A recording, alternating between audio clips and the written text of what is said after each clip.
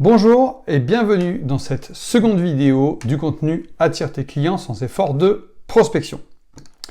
Alors dans cette première vraie vidéo de travail opérationnel, comme je l'ai annoncé lors du premier envoi, on va commencer par travailler votre spécialisation, votre expertise. Donc l'objectif c'est de souligner l'expertise et la spécialisation. Pour démarrer cette première étape, on va commencer avec quelque chose de très simple, de très globalisé. On va se poser les questions basiques. Pourquoi? Parce que on va voir que ces premières questions basiques seront tout de suite des moteurs de performance. Donc, premièrement, sur quel sujet de mon cœur d'activité suis-je réellement performant? En toute humilité et dans la réalité des faits, il faut se poser la question, sur quoi est-ce que je considère que je suis vraiment bon? Sur quoi est-ce que mes clients, mes partenaires me trouvent bon? Mes amis, ma famille me trouvent vraiment bon? Deuxièmement, quel est le sujet dans mon cœur de métier qui me motive le plus? Sur quel sujet, sur quel élément de mon travail du quotidien est-ce que je prends le plus de plaisir? Si on démarre avec de la motivation, avec du plaisir, on est forcément plus performant. Exemple très simple, on est toujours meilleur dans les sports qu'on aime que dans les sports qu'on déteste. Classique. Ensuite, dans l'entonnoir, on resserre un petit peu le sujet et on va se poser des questions de précision. Là, on va se tourner vers ce qu'on appelle hard and soft skills. En gros, les compétences et le savoir-être. Pour franciser un peu. Quelles sont mes réussites professionnelles? Sur quoi est-ce que j'ai réussi? Pas forcément sur mon secteur d'activité d'aujourd'hui, sur lequel je développe mon business, mais sur quel sujet, en quoi est-ce que je considère que j'ai eu des réussites professionnelles, j'ai réussi professionnellement. Deuxième sujet, et pas des moindres, quels sont mes échecs? C'est super important de s'interroger sur ces échecs, pour une raison qui est très simple. C'est que les échecs, c'est le premier facteur d'apprentissage. Et donc le premier facteur de résilience. Donc, on monte en compétences, on progresse beaucoup plus vite quand on échoue que quand on réussit. Donc on a appris des choses importantes. Donc qu'est-ce que j'ai appris de mes échecs? Troisième sujet, c'est mon parcours éducatif. Alors on ne parle pas du primaire ou du collège, on va démarrer des études supérieures, si vous en avez fait, mais pas que.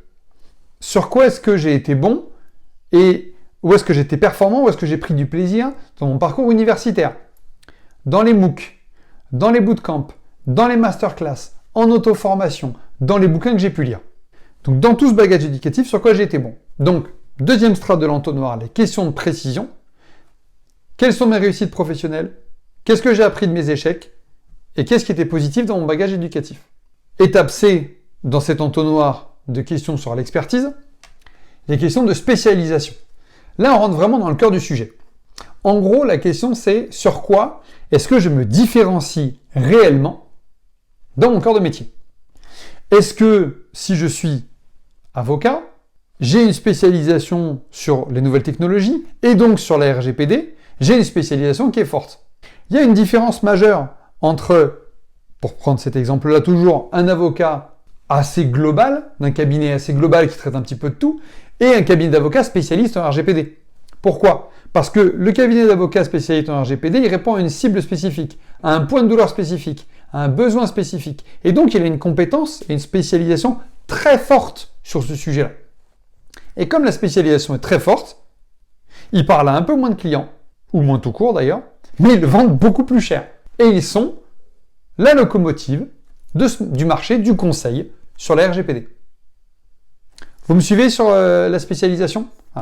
Donc, quelle est ma différenciation? Quel est mon talent? Sur quoi est-ce que je suis réellement impactant? Donc, à partir des questions A et B, donc les questions de base et hard and soft skills, sur quoi est-ce que je me spécialise réellement?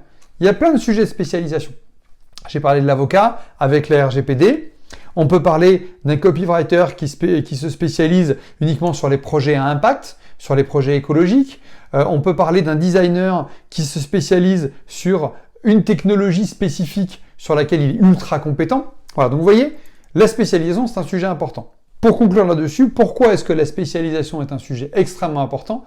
Parce qu'encore une fois, il vaut mieux parler très fort à un groupe de clients donné plutôt que d'être noyé dans la masse de la voix populaire en essayant de parler un petit peu à tout le monde.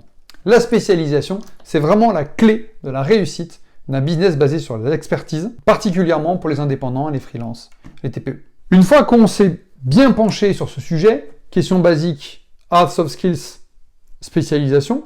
On va passer au pilier de valeur. Alors on parle beaucoup de la méthode Start with Why, donc développée et très largement diffusée par Simon Sinek. Je vous mets un petit lien dans le mail et sous la vidéo pour que vous puissiez y jeter un coup d'œil. Alors c'est très classique, c'est un grand pilier, mais c'est toujours important de se poser la question, même quand on a une petite structure basée sur sa propre expertise. En gros, ce que Sinek explique, c'est que ce qui va lier les clients et les entreprises sur le long terme, c'est pas uniquement les bénéfices et la proposition de valeur. C'est la raison pour laquelle l'entreprise développe cette offre, son why. Il y a très peu d'entreprises qui connaissent leur why. Donc il y a 3 strates dans la méthode. Le what, le how, le why. Ce qu'on fait, comment on le fait, pourquoi on le fait. Le what, ce qu'on fait, tout le monde le sait.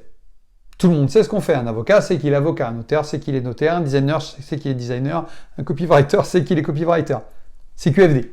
En revanche, le how, donc par quel processus, par quel procédé est-ce qu'il le déploie, de quelle manière, avec quelle fonctionnalité précise est-ce qu'il le déploie, moins récurrent, moins souvent. Et alors à l'inverse, pour aller plus loin, la raison pour laquelle il l'a fait, donc la mission profonde de la structure, ça, très peu d'entreprises le savent. Pour CEO, par exemple, c'est vulgariser la stratégie marketing. Voilà. C'est un des why fondateurs, c'est donner accès à tout le monde aux principes marketing fondamentaux qui ne nécessitent plus, selon nous aujourd'hui, d'aller chercher l'élitisme des grands cabinets à 200 000 € par an. Donc, posez-vous la question, passage à l'acte, quel est mon why? Numéro 1, quelle est la mission profonde de ce que je déploie? Pourquoi je le fais? Quel est mon objectif aussi? Comment est-ce que je le fais? Par quel procédé? Et à la fin, quelle est mon offre? Ça, l'offre basée sur les bénéfices, rassurez-vous, on en parlera au point 3. 2 exemples pour illustrer le combo why et spécialisation. D'abord, Guillaume Salles. Guillaume, il est ghostwriter, copywriter, formateur LinkedIn. Un parcours assez éclectique, mais avec la volonté de transmettre, la volonté de former, la volonté de préserver notamment l'environnement. Quand Guillaume a déployé son offre, sa spécialisation, c'est la formation sur LinkedIn et le copywriting, le ghostwriting, et c'est spécifiquement des projets, des sujets sur lesquels il sait qu'il est performant, qu'il motive, qui lui font plaisir. La défense de la planète, la défense de l'écologie. À force de déployer et de communiquer sur sa spécialisation, Guillaume est devenu le pilier, grosso modo aujourd'hui, des entreprises qui recherchent un copywriter, un formateur LinkedIn, un ghostwriter, et qui sont uniquement dans des missions à impact, et notamment à but écologique. Il a choisi son secteur de marché, il parle fort à ce segment de marché, il est donc performant, c'est donc lui qui fixe ses prix. Et aujourd'hui, les gens qui connaissent Guillaume savent que c'est le copywriter des entreprises à impact écologique. Deuxième exemple, un peu plus perso, donc je fais court, c'est mon épouse. Moi, ma femme, elle est notaire.